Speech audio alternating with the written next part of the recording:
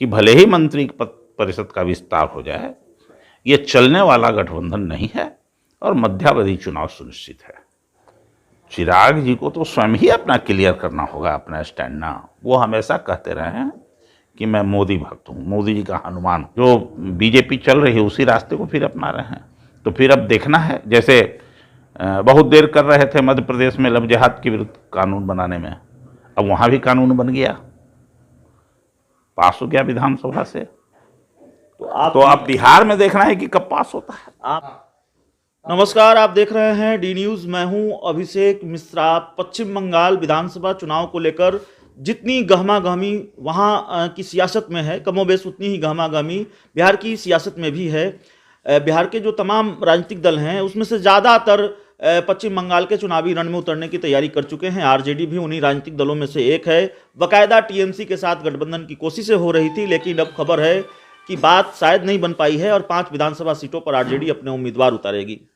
जिस शख्सियत से हम इन चीज़ों को लेकर बात करने आ पहुँचे हैं, वो भले ही आरजेडी में हों, लेकिन कभी नीतीश कुमार के बेहद करीबी रहे हैं, जेडीयू के कद्दावर नेता रहे हैं और आज भी बिहार की जानी मानी राजनीतिक शख्सियत हैं, बिहार के पूर्व विधानसभा अध्यक्ष उदय नारायण चौधरी। तो जाहिर है नीतीश कुमार से जुड़े भी कुछ सवालों पर बात होगी। तो सर, सवाल की शुरुआत तो चूँकि पश्चिम बंगाल से ही, पश्चिम बंगाल विधानसभा के चुनावी रण में उतरने की आरजेडी तैयारी कर रही है। शायद टीएमसी से बात नहीं बन पाई है क्या? 5 सीटों पर आरजेडी अपने उम्मीदवार उतारने जा रही है। मुझे इस संदर्भ में कोई जानकारी नहीं है, क्योंकि दूसरे राज्य का मामला है। लेकिन मेरी अपनी मान्यता यह है, व्यक्तिगत तौर से, मैं कोई दलगत बात नहीं बता रहा हूँ, कि बीजेपी को अगर सत्ता से हटाना है तो चाहे कांग्रेस हो, वाम दल हो या हमारी पार्टी, सब लोगों को मिलजुल करके ममता बनर्जी को मदद करनी चाहिए, जिससे कि वो सत्ता में पुनः आ सके। लगातार बात हो रही थी सर, बिहार से बाकायदा आरजेडी के 2 बड़े नेता अब्दुल बारी सिद्दीकी और श्याम रजक दोनों गए थे दिल्ली। हम अब श्याम रजक जी से हमारी बात हुई थी, उन्होंने कहा कि एक बार फिर हमको जाना है, माफ़ कीजिए कलकत्ता गए थे और कलकत्ता फिर जाना है। प्रशांत किशोर से भी बात हुई। मीटिंग होती है दिल्ली में, तेजस्वी यादव आरजेडी के नेताओं के साथ मीटिंग करते हैं। कितनी सीटों की अपेक्षा थी? मुझे इसकी जानकारी है ही नहीं, तो मैं कैसे कहूँगा। तो ठीक है, आपको जानकारी नहीं है सर। बिहार में कैबिनेट का विस्तार हुआ है। कैबिनेट विस्तार को लेकर कई तरह के दावे आरजेडी की तरफ से सामने आ रहे थे। सबसे बड़ा दावा श्याम रजक का कि कैबिनेट विस्तार होते ही बिहार में सियासी भूचाल आएगा। दावे के मुताबिक भूचाल तो नहीं दिख रहा है, लेकिन जेडीयू में भी बगावत सुलग रही है। गोपाल मंडल, जिन्होंने कहा कि आखिर मुझ में क्या कमी थी, मुझे मंत्री नहीं बनाया गया। और बीजेपी में ज्ञानेंद्र सिंह ज्ञानू ने तो मोर्चा ही खोल दिया है। उन्होंने कह दिया कि संजय जायसवाल को पिता को ही मैं जानता हूँ, वो हमसे राजनीति में सीनियर नहीं है। तो इस तरह की बगावत सुलगी है कि क्या देख रहे हैं? देखिए, मंत्री तो सभी लोगों को बनाया नहीं जा सकता, चाहे वो किसी भी पार्टी का मामला हो। मंत्री तो पार्टी का नेतृत्व तो अपने राजनीतिक जनाधार को हिसाब में रखते हुए, और कई और पैरामीटर होते हैं जिस पर मंत्री बनाए जाते हैं। लेकिन किसका सोचने का क्या पैरामीटर है वो अलग है। लेकिन एक बात जरूर मैं कह सकता हूँ कि भले ही मंत्री परिषद का विस्तार हो जाए, ये चलने वाला गठबंधन नहीं है और मध्यावधि चुनाव सुनिश्चित है। आरजेडी के इस दावे या फिर आपके इस भरोसे के पीछे की जो सबसे महत्वपूर्ण वजह है वो क्या है कि ये सरकार नहीं चलेगी, मध्यावधि चुनाव बिहार में होगा? सबसे बड़ा रीजन ये है कि ये कब तक चलेगा कि छोटी पार्टी, छोटी संख्या वाला जो दल है जेडीयू, उसके लीडरशिप को मान करके और बड़ी पार्टी हमेशा उसको फॉलो करेगी, ये संभव नहीं है। तो इसमें तकरार होना ही होना है।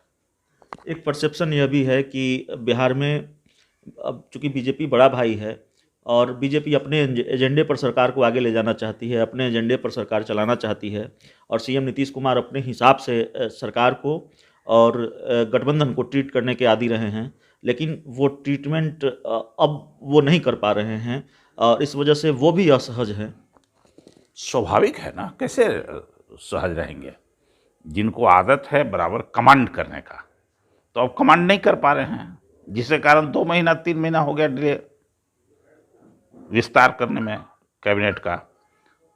और वो कमांड करने वाले रहे हैं कैबिनेट पर, सरकार पर। अब उनको एजेंडा, अब तो देखना होगा कि ये लव जिहाद वाला कानून कब पास करेंगे, ये ना लाना होगा। बड़ा भाई छोटा भाई बनाए हैं तो अब ये भी ना आ गया।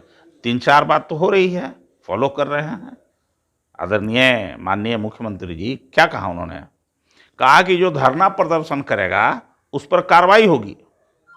इन्होंने कहा भाई मुकदमे किए जाएंगे, नौकरी उनको नहीं दिए जाएंगे, ठेकेदारी में उनको हर बार लेना पड़ेगा सर्टिफिकेट, पुलिस का सर्टिफिकेट लेना पड़ेगा। और जो लोग अभी नौकरी में हैं, शिक्षक या जो कोई भी हों, उन लोगों को बर्खास्त किया जाएगा। यही ना है।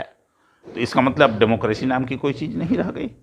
जिस रास्ते पर योगी जी चल रहे हैं उसी रास्ते पर ये भी चल चुके हैं। जिस रास्ते पर जो बीजेपी चल रही है उसी रास्ते को फिर अपना रहे हैं।